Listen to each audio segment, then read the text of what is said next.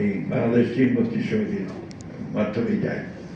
আমাদেরকে নেতৃত্ব দিয়েছিলেন তখন তেল মঞ্জুর হোসেন, অনেকেই ছিলেন সেই টিমের মধ্যে। তো সেই সময় খুব প্রচুর চীনে অনেক জায়গায় ঘুরেছি। মঞ্জুর হোসেন মারা গেছেন রাজশাহী, তিনি নেতৃত্ব দিয়েছিলেন। আলামিন সাহেব ছিলেন, আমাদের এহসানুল কবির আমাদের সঙ্গে ছিল। তো সেটা সেই সময় আমরা চীনে প্রচুর বিভিন্ন জায়গায় গেছি। পরবর্তীকালে আবার গেছি, তখন আমরা মাঝখানে আবার ম্যাডামের সঙ্গে গিয়েছি।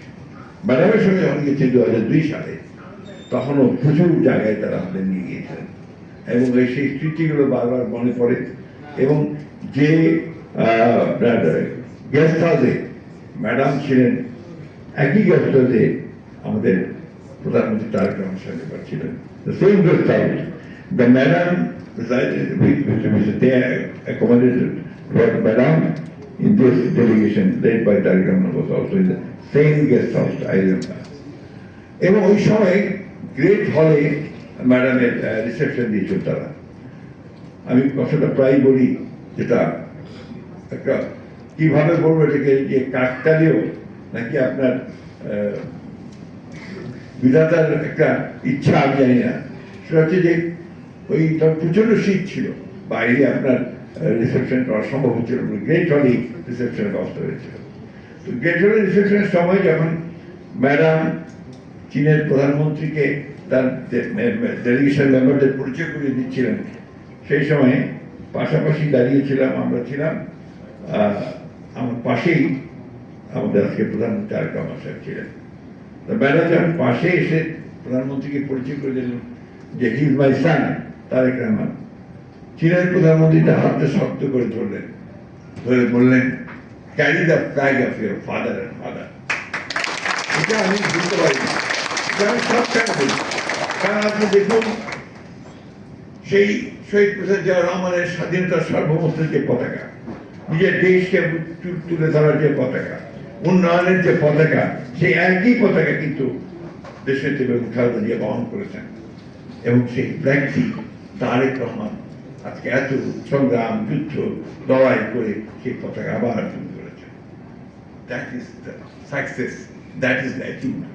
আমি এই জন্যই বলি যে চীনের সঙ্গে বাংলাদেশের সম্পর্ক অবিচ্ছেদ্য সম্পর্ক, এটাকে সহজে কেউ টেনে নিয়ে ছেড়ে ফেলতে পারবে না। আমাদের রাজনীতি আর চীনের রাজনীতির মধ্যে খুব বেশি পার্থক্য আসলে আমার কাছে মনে হয় না। আজকে দেখুন, আমরা গোটা পৃথিবীতে চীনের যে রাজনীতি, সেই রাজনীতির দিকে কিন্তু আমাদের মতো দেশগুলো, যারা আমরা একটু কম শক্তিশালী, দুর্বল, আমরা কিন্তু একটা বাধ্য হয়েই আমরা কিন্তু তাদের দিকে যাচ্ছি। ফর ব্যবসা বাণিজ্য, আমাদের সিকিউরিটি, সব প্রশ্নে আমরা যাচ্ছি। চীন আছে জায়গায় নেতৃত্ব, আমি এই কথা বারবার বলেছি, আমাদের বিভিন্ন বক্তৃতা বলেছি যে China should take the lead. চায়নাকে লিড নিতে হবে, নেতৃত্ব দিতে হবে, যে নেতৃত্ব প্রয়োজন এই বিশ্বে।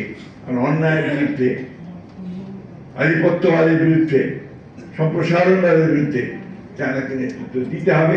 আমাদের মতো দেশগুলো আমরা তাদের পাশে এসে যেন দাঁড়াতে পারি, এই বিষয়টা বিশ্বাস করি বলে আবারও বলছি যে আমরা একটু নিরাপদ বোধ করি যখন চায়নার সঙ্গে আমাদের সম্পর্ক দৃঢ় হয়।